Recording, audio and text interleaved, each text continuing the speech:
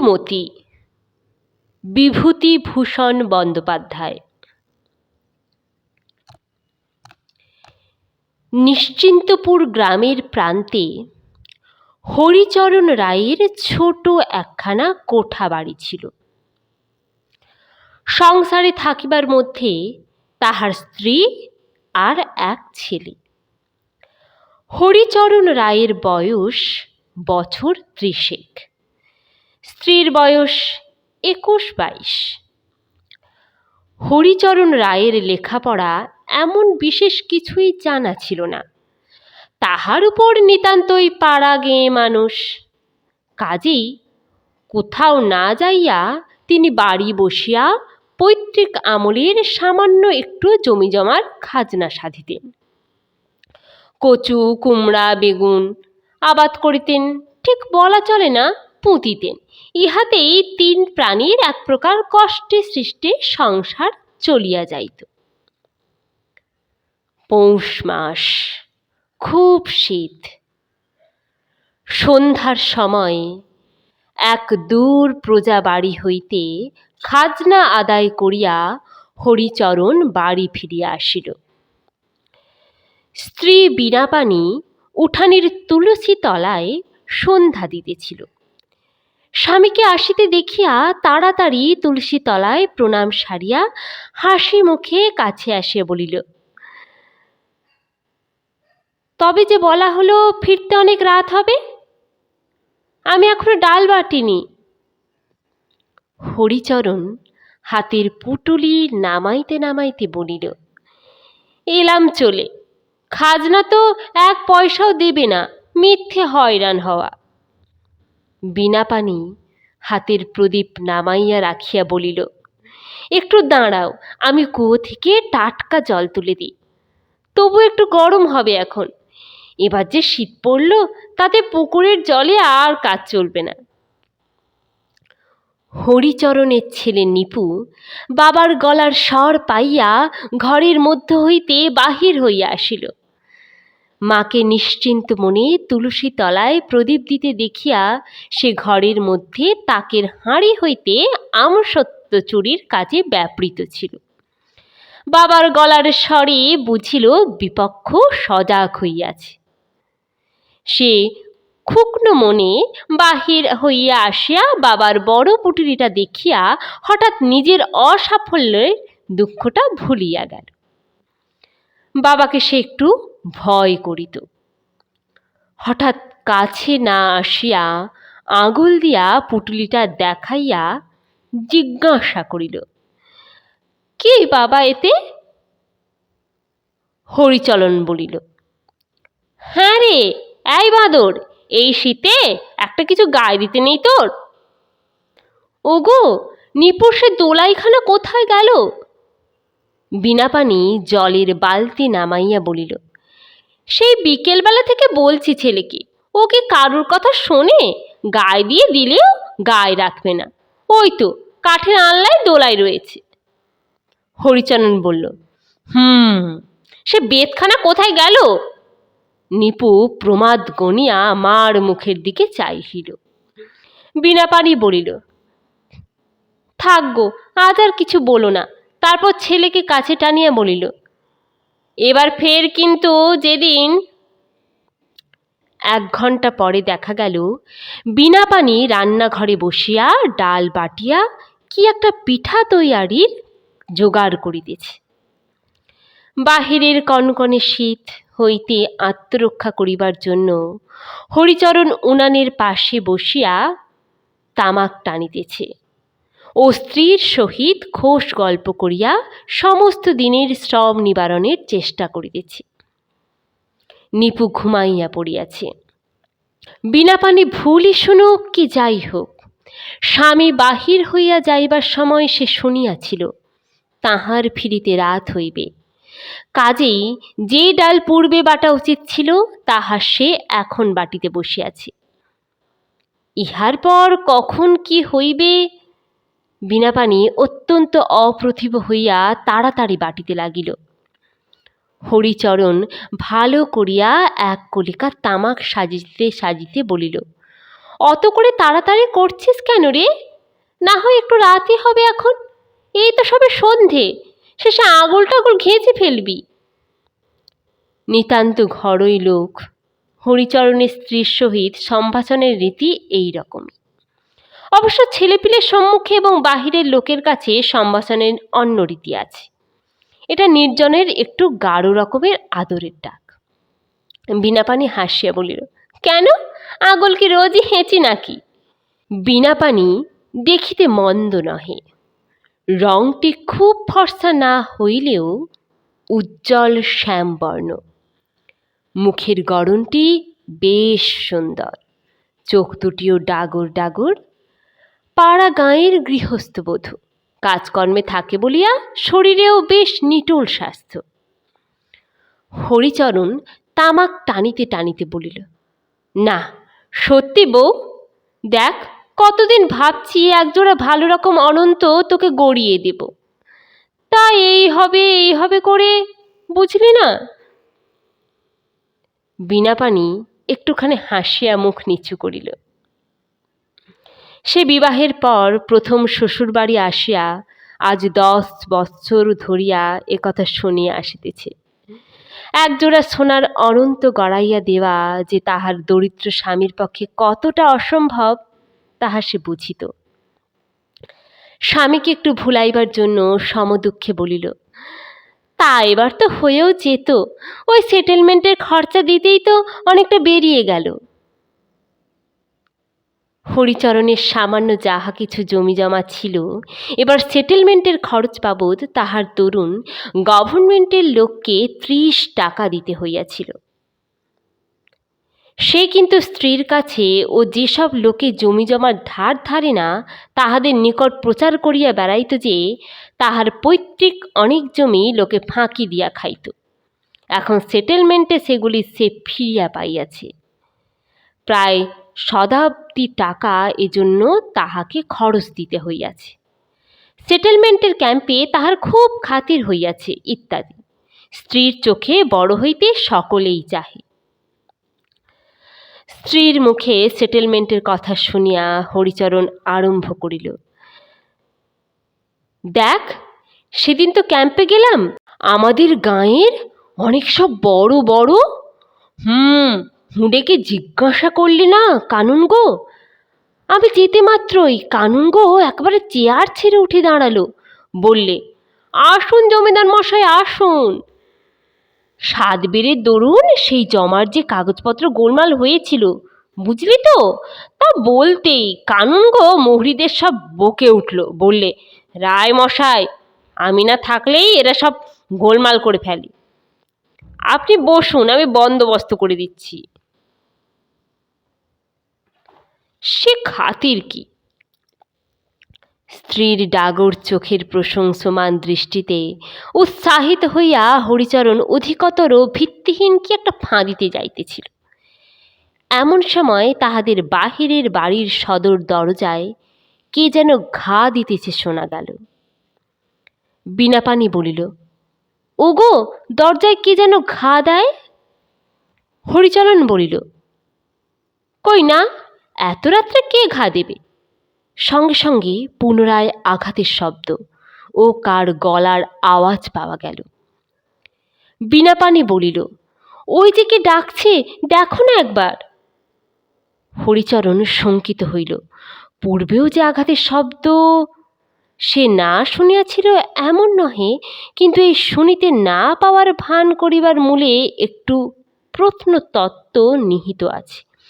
আজ 3 বৎসর পূর্বে ঠিক এই পৌষ মাসেই সে রামনারায়ণপুরের হাটে এক কাবুলীয় আলোয়ান বিক্রেতার নিকট ধারে 10 টাকা মূল্যের একটি আলোয়ান খরিদ করিয়াছিল। হতভাগ্য কাবুলিওয়ালা 2 বৎসর যাবৎ হাঁটাহাঁটি করিয়াও এ পর্যন্ত টাকা পাওয়া তো দূরের কথা, হরিচরণের সাক্ষাৎ পর্যন্ত পায় নাই। হরিচরণ শঙ্কিত চিত্তে সামনের উঠানে গেল।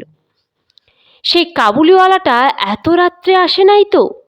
বিচিত্র কি, সঙ্গে কি সে তাহার 2-1 দেশভ্রাতাদের আনিয়াছে? তাহা হইলে উপায়। সন্তর্পণে বাহির বাটির দরজার নিকট যাইতে যাইতে হরিচরণ শুনিতে পাইল দরজার বাহির হইতে বাংলায় কে উচ্চেস্বরে বলিতেছে, রায় মশাই কি বাড়ি আছেন? যাক, বাঁচা গেল। তাহা হইলে কাবুলিওয়ালাটা নয়।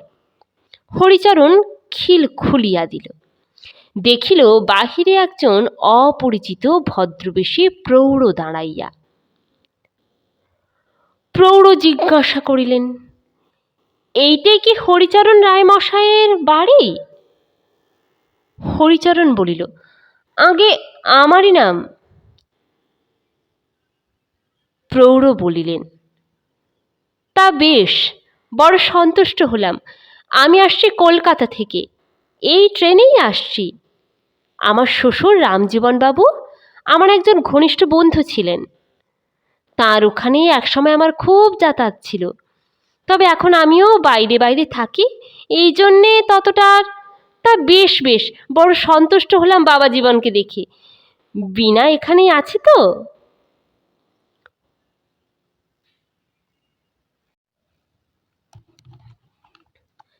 হরিচরণ বলিল, আগে হ্যাঁ, তা আসুন বাড়ির মধ্যে।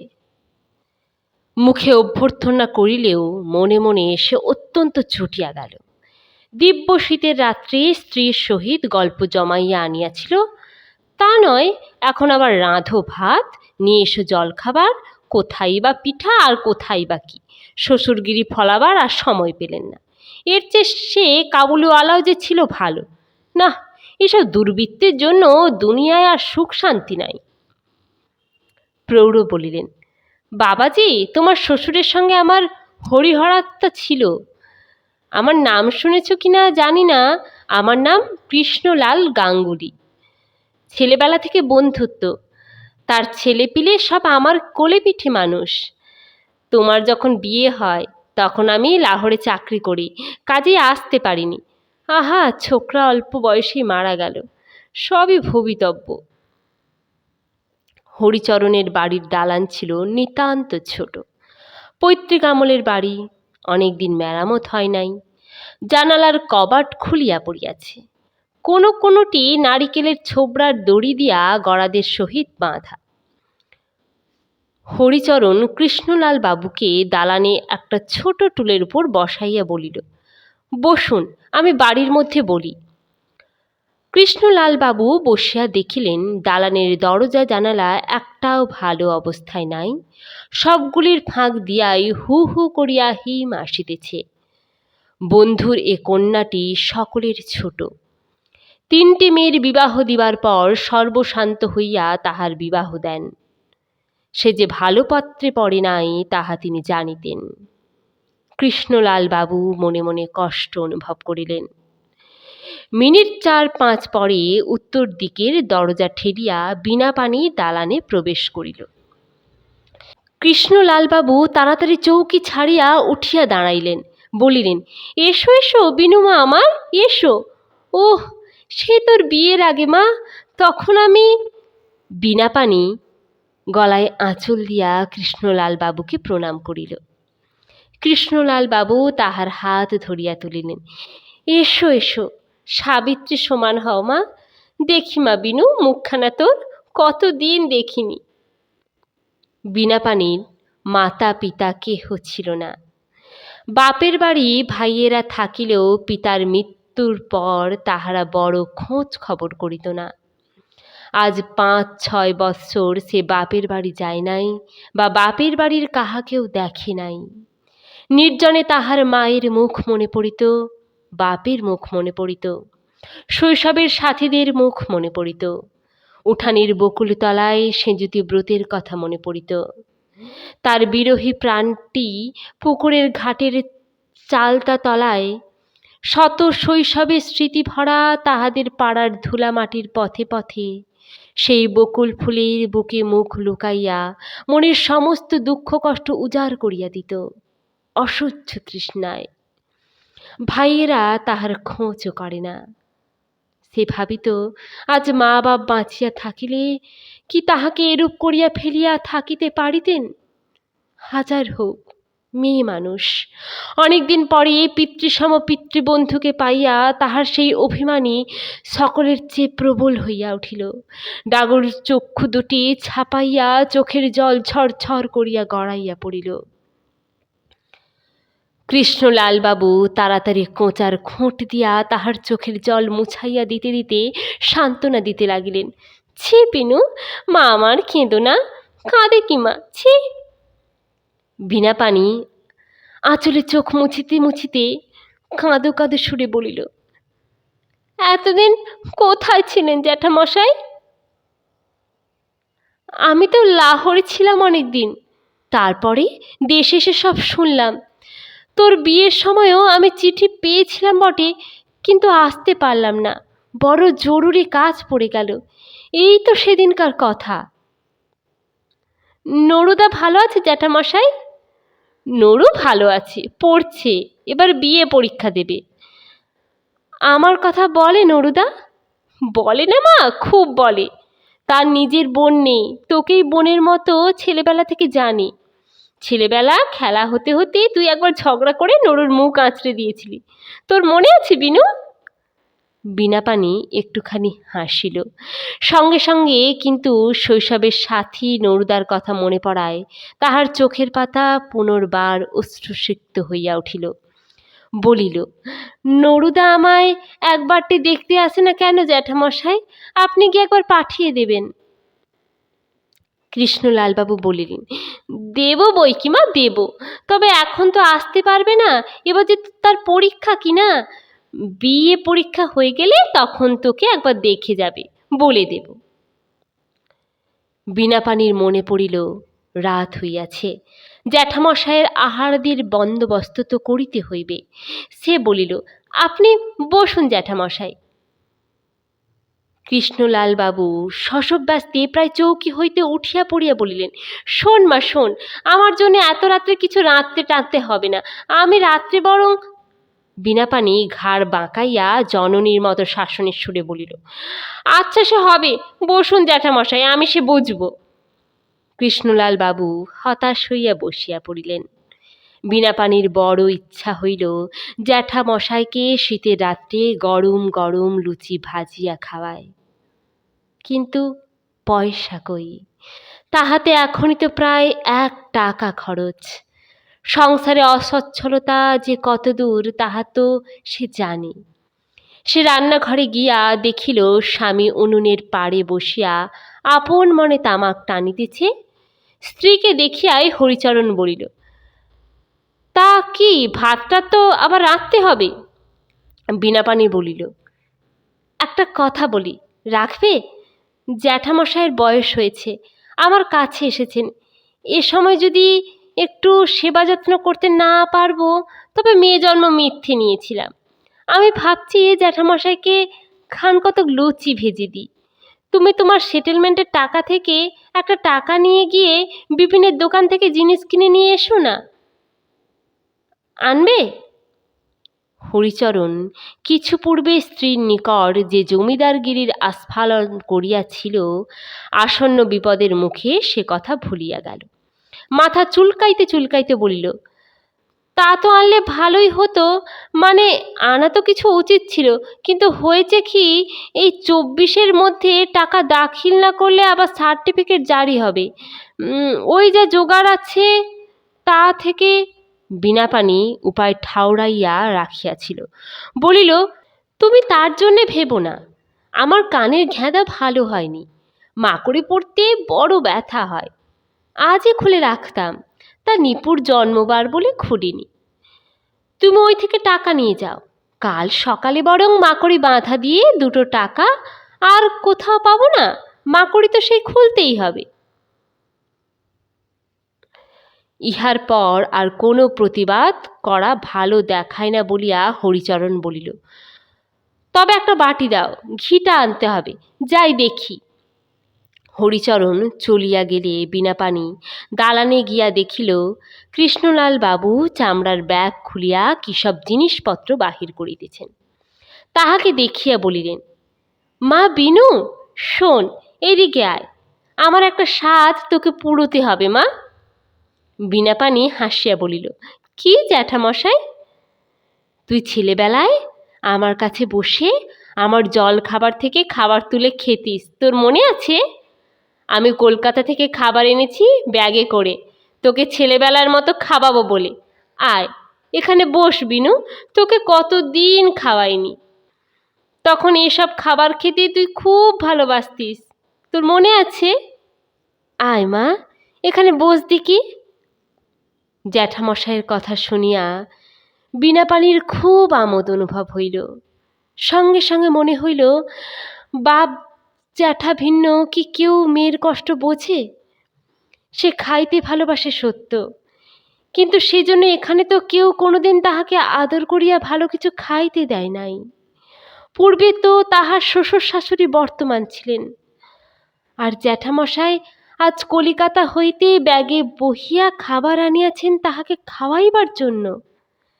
শুধু যত্ন ও স্নেহ দান করিতে করিতে তার মনটি যে গৃহিণী ও জননীর প্রবীণত্বে উপনীত হইতেছিল, আজ এই প্রৌঢ়ের সংস্পর্শে তাহার সে মনটি আবার 10 বৎসরের ছোট মেয়ের মতো হইয়া গেল।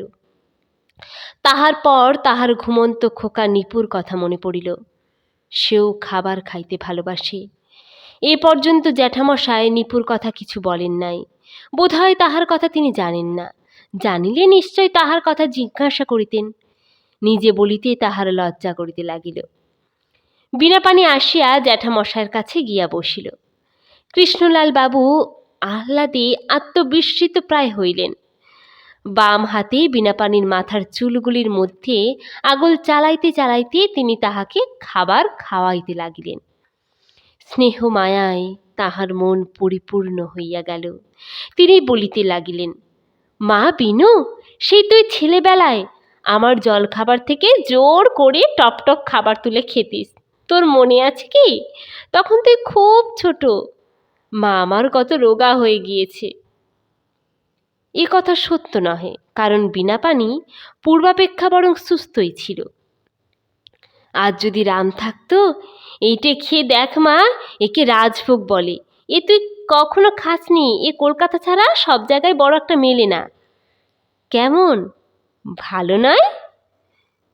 বীণাপাণির মনে হইল, নিপু কখনো রাজভোগ খায় নাই।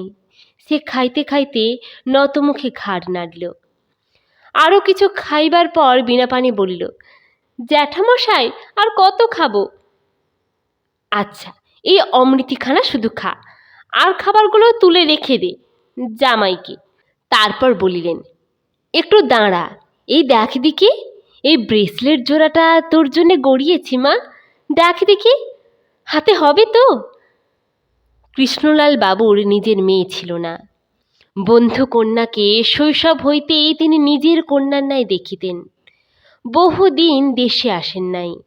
বিদেশ হইতে দেশে আসিবার সময় প্রথমেই তাহার বীণাপাণির কথা মনে পড়িল। প্রায় 2000 টাকা খরচ করিয়া দিল্লিতে তিনি বীণার জন্য এই ব্রেসলেট জোড়া প্রস্তুত করাইয়াছিলেন। কৃষ্ণলাল বাবু ব্রেসলেট জোড়াটি বীণাপাণিকে দেখাইবার জন্য প্রদীপের সম্মুখে ধরিলেন। ক্ষীণ আলোয় তাহার চারিদিকের পাথরগুলি ঝকঝক করিয়া উঠিল। বীণাপাণি ব্রেসলেট দেখিয়া শুধু আশ্চর্য নয়, মুগ্ধ হইয়া গেল। সে এরূপ জিনিস কখনো দেখে নাই। ওগুলি কি জ্বলিতেছে? পাথর? পাথর ওইরকম জ্বলে নাকি? ও মা! বিস্ময়ে তাহার মুখ দিয়া কথা সরিল না। কৃষ্ণলালবাবু বলিলেন, দেখি মা তোর হাত। বীণাপাণির হাতের সবুজ ও লাল রঙের জার্মানি কাচের চুড়িগুলোকে বিদ্রূপ করিয়া ব্রেসলেটের দামি চুনি, পান্না, হীরা জহরতগুলি যেন খিলখিল করিয়া হাসিয়া উঠিল। প্রদীপের আলোক শতভাগে ভাগ করিয়া ব্রেসলেট জোড়া বীণাপাণির হাতে যেন লাল সবুজ নীল আগুনের ফুলকি উড়াইয়া জ্বলিতে লাগিল।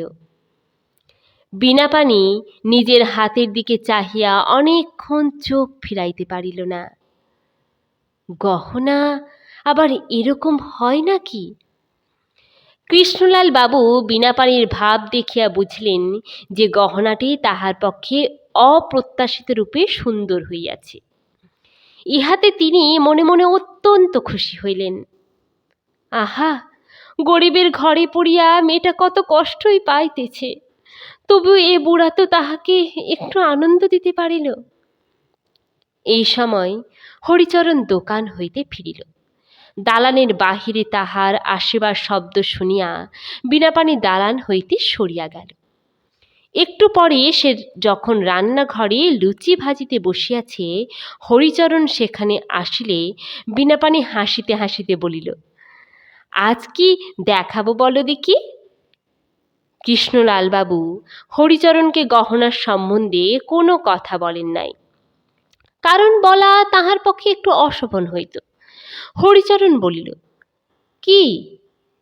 ব্রেসলেট পাইয়া বীণাপাণির আনন্দ আর ধরিতেছিল না। সে ব্রেসলেটটা স্বামীকে দেখাইবার জন্য কেশে পুড়িয়া কেশটা রান্নাঘরে আনিয়াছিল। স্বামীর সঙ্গে একটু কৌতুক করিতে ইচ্ছা হইল, বলিল, আচ্ছা একটুখানি চোখ বুজিয়ে থাকো দেখিনি, আমি একটা ভেলকি দেখাবো। হরিচরণ বলিল, কি শুনি? বীণাপাণি বলিল, আচ্ছা বোঝাও না একটু চোখ, দেখাচ্ছি।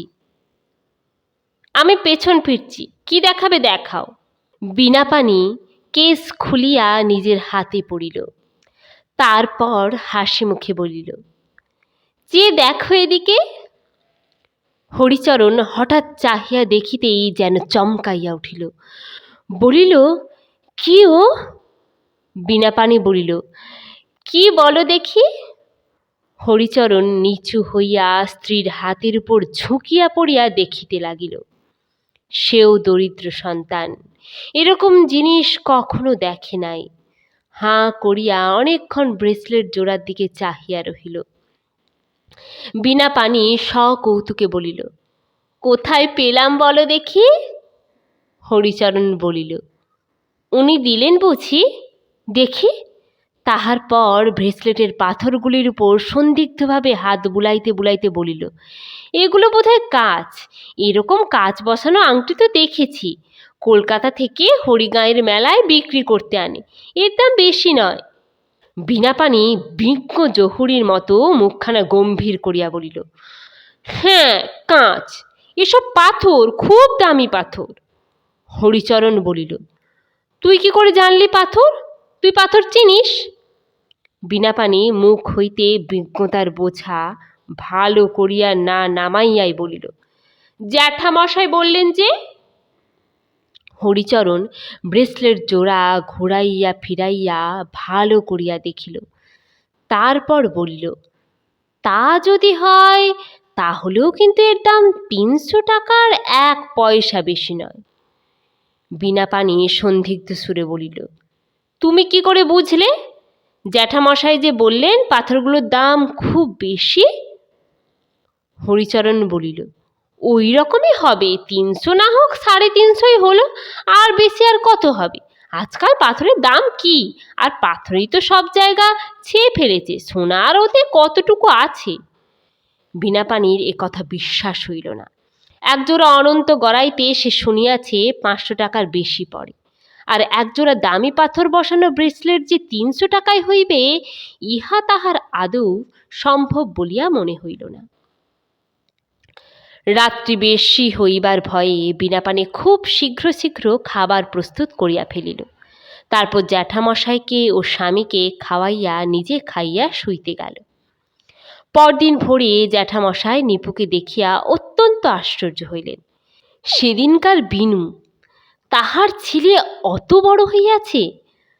সমস্ত সকাল নিপুর সঙ্গ ছাড়া হইলেন না। দুঃখ করিতে লাগিলেন। বিনুমার খোকা হইয়াছে জানিলে তিনি তাহার জন্য একটা চেন গড়াইয়া আনিতেন। কলিকাতায় কৃষ্ণলাল বাবুর জরুরি কাজ। দুপুরের ট্রেনে রওনা হইবার ইচ্ছা থাকিলেও বীণাপাণির চোখের জল এড়াইতে না পারিয়া তিনি বৈকাল পর্যন্ত রহিয়া গেলেন। সন্ধ্যার পূর্বে হরিচরণ তাহাকে স্টেশনে পৌঁছাইয়া দিতে গেল। 7-8 দিন হইয়া গেল। বীণাপাণি ব্রেসলেট জোড়া মাত্র বৈকালে কিছুক্ষণের জন্য পরিত, অন্য সময় বাসন মাজা, উঠোন ঝাঁট, রান্না বান্না করা, ইহার মধ্যে কখন সে ব্রেসলেট পরে? ব্রেসলেট জোড়া তাহার কাছে যেন নিত্য নতুন ঠেকিত। প্রদীপের মৃদু আলোয় নীল লাল সবুজ আলো যখন ব্রেসলেটের গা হইতে ঠিকরাইয়া পড়িত, বীণাপাণি মুগ্ধ দৃষ্টিতে তাহার দিকে চাহিয়া থাকিত। তাহার উজ্জ্বল শ্যামবর্ণ সুগঠিত হাত দুটিতে ব্রেসলেট জোড়াটি বড় সুন্দর মানাইয়াছিল। হরিচরণ একদিন রাত্রে খাইতে বসিয়া বলিল, বউ, তোর হাতে বড় সুন্দর দেখাচ্ছে কিন্তু। বীণাপাণির মুখ লজ্জায় ও আনন্দে রাঙা হইয়া উঠিল। 7-8 দিন পরে মাঘ মাসের মাঝামাঝি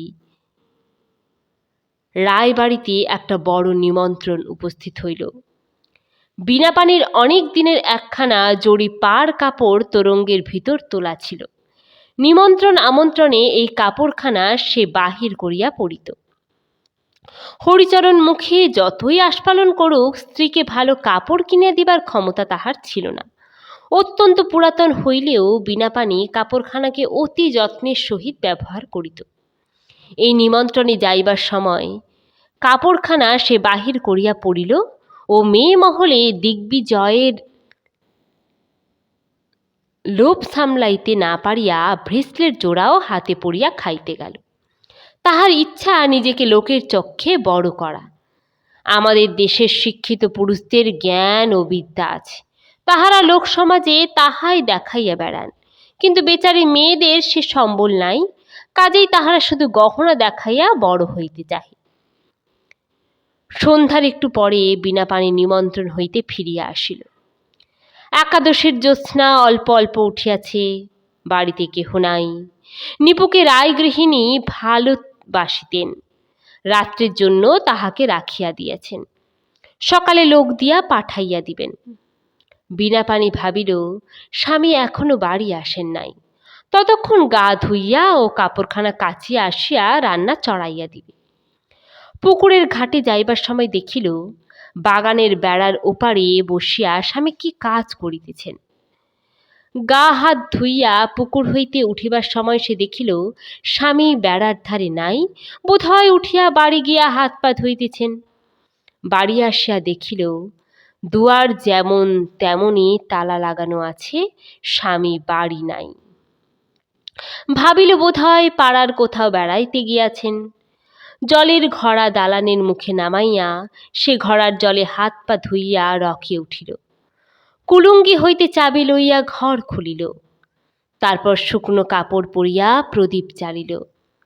জলের ঘড়া বাহির হইতে আনিয়া ভিতর হইতে দালানের দোর বন্ধ করিয়া রান্নাঘরে যাইবে, এমন সময় তাহার ব্রেসলেটের বাক্সের কথা মনে পড়িল। নিমন্ত্রণ খাইয়া আসিয়া ব্রেসলেট খুলিয়া কেশ শুদ্ধ গহনা দালানের উপর রাখিয়াছিল।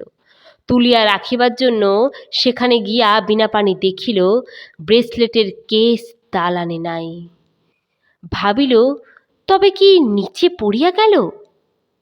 আলো ধরিয়া দেখিল সেখানেও নাই। বীণাপাণির মুখ ভয়ে নীলবর্ণ হইয়া গেল। পরক্ষণেই মনে হইল বোধহয় স্বামী ঘরে আসিয়া জিনিসটা অসাবধানে পড়িয়া থাকিতে দেখিয়া বাক্সের মধ্যে রাখিয়া দিয়া থাকিবেন। তাহার নিজের তোরঙ্গের চাবি নিজের কাছে, স্বামীর নিজস্ব একটা তোরঙ্গ ছিল, তাহার চাবি ছিল না। সেটা খুলিয়া দেখিল তাহাতেও নাই। এ কুলুঙ্গি সে কুলুঙ্গি খুঁজিল, বাক্সের উপর নিচে দেখিল, ঘরের কোণে খুঁজিল, কোথাও নাই। গরিবের গৃহস্থালী, বাক্স প্যাঁটরার সংখ্যা অত্যন্ত অল্প, যাহা ছিল তাহার কোথাও ব্রেসলেটের কেস খুঁজিয়া পাইল না। বীণাপাণি ভয়ে আড়ষ্ট হইয়া উঠিল। তাহা হইলে অন্য কেহ কি ঘরে ঢুকিয়া চুরি করিল? সে কথা ভাবিতেও পারিতেছিল না। ভাবিতেই তাহার বুক কেমন আড়ষ্ট হইয়া যাইতে লাগিল। চুরি গিয়াছে এ কথায় আমল না দিয়া সে মনে মনে ভাবিতে লাগিল, তবে কি তাহার স্বামী কৌতুক দেখিবার জন্য গহনার বাক্স লুকাইয়া রাখিয়াছেন? নিশ্চয় তাই, নতুবা আর কে লইতে পারে। হরিচরণের সেদিন বাড়ি ফিরিতে বেশ বিলম্ব হইল। সে কোনোদিন এত রাত করিয়া ফিরে না। যখন ফিরিয়া আসিল তখন রাত অনেক। তাহার এক হাঁটু ধুলি কাদা, যেন অনেক রাস্তা হাঁটিয়া আসিয়াছেন। হরিচরণ ঢুকিয়াই বলিল, ওহ, আজ যা ঘোরাঘুরি হলো! সেই বেলা 2টোর সময় দুটি নেমন্তন্ন গিলেই বেরিয়েছি, আর অনবরত ঘুরছি। তা তুমি এসেছ কখন? বীণাপাণি স্বামীর কথা শুনিয়া হাসিয়া ফেলিল, বলিল, আহা, আমি বুঝি কিছু বুঝতে পারিনি? কচি খুকি কি না, সে তুমি বের হয়ে গেলেই আমি ধরেছি। হরিচরণের মুখ হঠাৎ একেবারে কাগজের মতো সাদা হইয়া গেল। একটু পরেই সে কথা বলিল বটে, কিন্তু সে যেন অনেক চেষ্টা করিয়া। কি বলো দেখি? সত্যি বলছি, আমি তো বাড়ি ছিলাম না। আমি সেই 2টোর সময়ই চলে গেছি খাজনা আদায় করতে। তুই কিসের কথা বলছিস? তাহার স্বরে লেশমাত্র কৌতুকের আভাস ছিল না। বীণাপাণি স্বামীর কথায় ও চোখ মুখের ভাবে চিন্তিত হইল। বলিল, সেই ব্রেসলেটের বাক্স কোথায় গেল খুঁজে পাচ্ছি না। সন্ধ্যের আগে নেমন্তন্ন খেয়ে এসে দালানের ওপর রেখে গেলাম, তারপর ঘাট থেকে এসে দেখি আর নেই। তুমি সত্যি জানো না? না, জানি না। সত্যি সত্যি বলো লক্ষ্মীটি। হরিচরণ লাফাইয়া উঠিল। অ্যাঁ, বলো কি? ব্রেসলেটের বাক্স পাওয়া যাচ্ছে না? কি সর্বনাশ! অ্যাঁ, সে যে অনেক টাকার জিনিস। আমি কি করে জানবো বলো? আমি তো এখানে ছিলাম না। আমি কি মিথ্যে বলছি? সেই 2টোর সময় বেরিয়ে গিয়েছি। আমি তো কিছুই জানি না। বীণাপাণি স্বামীর কথা শুনিয়া বুদ্ধি হারাইল। সঙ্গে সঙ্গে তাহার মনে হইল বেলা 2টার সময় বাহির হইয়া যাওয়ার কথাটা স্বামী এত জোর করিয়া বলিতেছেন কেন? সে যে তাহাকে সন্ধ্যার পর বেড়ার পাশে গাবতলায় বসিয়া কঞ্চি কাটিতে দেখিয়াছে। স্বামীর আস্ফালন ও বিস্ময়ের মধ্যে একটা মিথ্যার ধ্বনি তাহার কানে আসিয়া যেন বাজিতে লাগিল। হরিচরণ অত্যন্ত চিৎকার করিয়া হাত পা নাড়িয়া বলিতে লাগিল, বলো কি? সে তো 1-8 টাকার জিনিস নয়। তুমিই বা সেটাকে ফেলে অমন করে যাও কেন? যা, সর্বনাশ হয়ে গেল। ভালো করে ঘরদোর খুঁজেছ? চলো দেখি, আমি একবার খুঁজে দেখি। ওসব মেয়েলে খোঁজার কাজ নয়। যাবে কোথায়? ঘরেই কোথাও পড়ে আছি। বীণাপাণি দালানের মেঝেতে বসিয়া পড়িল।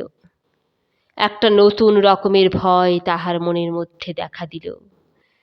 স্বামী মিথ্যা কথা বলিতেছে কেন? বীণাপাণি কখনো স্বামীকে অবিশ্বাস করে নাই। স্বামীর কথা এবারও সে অবিশ্বাস করিত না, যদি সে সন্ধ্যার সময় তাহাকে না দেখিত। বুদ্ধির দিক হইতে না হইলেও তাহার নারী হৃদয়ের অনুভূতির শক্তি কেমন করিয়া বুঝিয়া ফেলিল স্বামী প্রতারণা করিতেছে। তাহার ভয়টা অস্পষ্ট রকমের। কিসের জন্য এ ভয় তাহা সে বুঝিল না। ব্রেসলেট তো তুচ্ছ, তাহার জন্য এ ভয় নয়। স্বামী মিথ্যা কথা বলিতেছে কেন? তবে কি? কথাটা সে ভাবিতেও পারিল না, কিন্তু মনের মধ্যে সে কথা স্পষ্টভাবে গ্রহণ করিতে না পারিলেও একটা মহা যন্ত্রণাকর অনুভূতি মনের কোন গোপন তল হইতে যেন ঘনাইয়া উঠিতে লাগিল। তাহার কোনো নির্দিষ্ট রূপ নাই, তাহা আবছায়ার মতোই অস্পষ্ট, অথচ তীক্ষ্ণ ও কঠিন। রাত্রি শেষের হিমকরার মতো ঠান্ডা তাহার গোপন সঞ্চার। সেই তীক্ষ্ণ শৈত্য ক্রমে ক্রমে তাহার হৃৎপিণ্ডে পৌঁছাইয়া সেখানকার উষ্ণ রক্তস্রোতকে যেন জমাট বাঁধাইয়া দিল। তাহার চোখের সামনে হরিচরণ হাঁক ডাক করিয়া ঘর তোলপাড় করিতে লাগিল। বাক্সের নিচে, সিন্ধুকের নিচে, চৌকির নিচে এবং তাহা ছাড়া যত অসম্ভব স্থানে খুঁজিতে লাগিল। বীণাপাণি চুপ করিয়া বসিয়া রহিল। স্বামীকে কি বলিবে? একবার ভাবিল, বলে যে সে তাহাকে সন্ধ্যার সময় ঘাটে যাইবার পথে দেখিয়াছে, কিন্তু না, ছি, সেদিন তো বটেই। পরের দিনও কাটিয়া গেল, ব্রেসলেটের কোনো সন্ধান হইল না। হরিচরণ বলিতেছে যে সে থানায় গিয়া ডায়েরি করিয়া আসিয়াছে। এখানে বাস করা অসম্ভব হইয়া উঠিল, আর চলে না, ইত্যাদি। শীতের সেই ঠান্ডা রাত্রি ধীরে ধীরে শেষ হইয়া আসিল। ভাঙা জানালার ফাঁক দিয়া চাঁদের আলো বিছানায় আসিয়া পড়িল।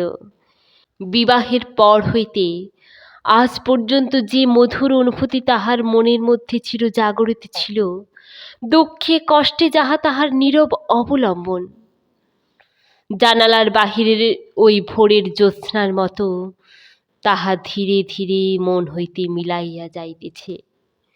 সংসারের শত অনটনেও মুখে যে হাসি তাহার চিরদিন ফুটিয়া থাকিত, এ কোন নিষ্ঠুর অপহারক তাহার সরল নারী হৃদয়ের সে গোপন ঐশ্বর্য এক মুহূর্তে লুটিয়া লইল।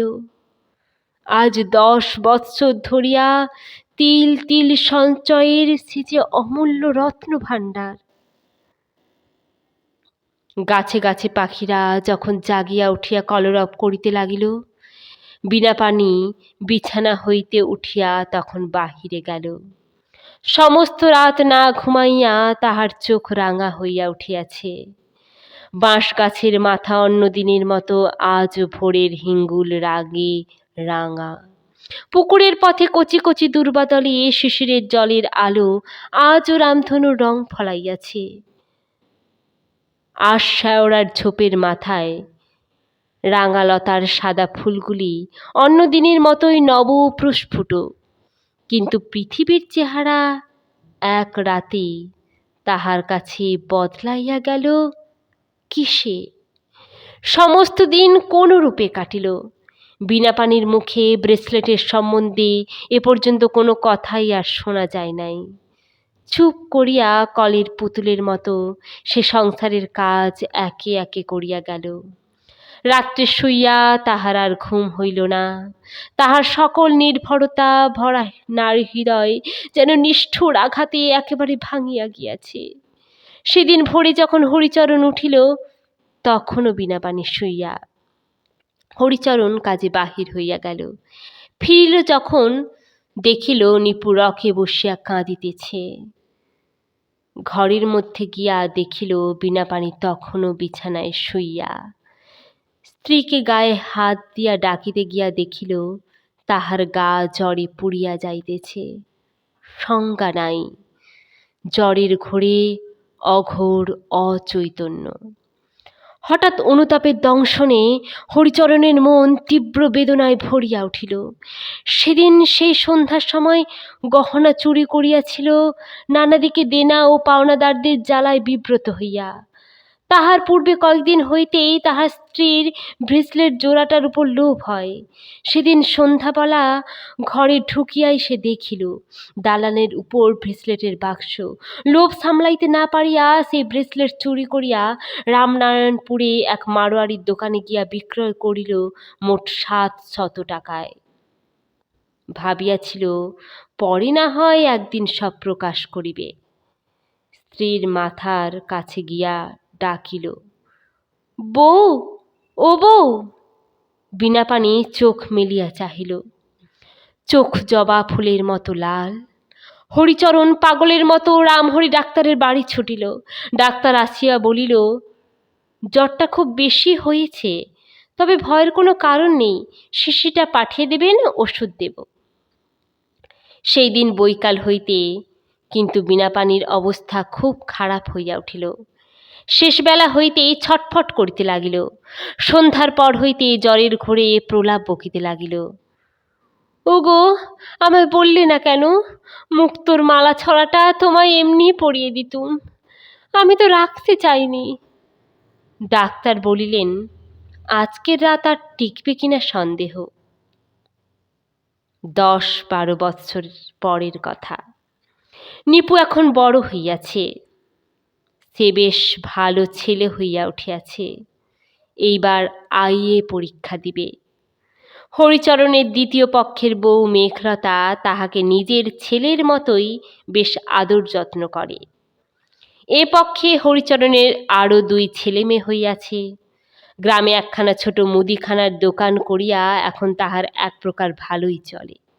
শীতের সন্ধ্যায় চুপচাপ বসিয়া তামাক টানিতে টানিতে অনেক সময় তাহার প্রথম পক্ষের স্ত্রীর কথা মনে পড়ে। অনেক দিন আগে রান্না বাড়ির উঠোনে বিনাপানি একটা ডালিমের চারা পুঁতিয়াছিল। শীতকালে যখন রাঙা রাঙা ফলের ভারে গাছটার ডালগুলি নুইয়া পড়ে, তখন ভাত খাইতে খাইতে সেদিকে চাহিয়া হরিচরণের গলায় ভাত বাঁধিয়া হঠাৎ বিষম লাগিয়া যায়। তাহার ছোট মেয়ে পুঁটি বলে, মা, তুমি তরকারিতে এত ঝাল দাও কেন? ঝালের চোটে বাবার চোখ দিয়ে জল গড়াচ্ছে।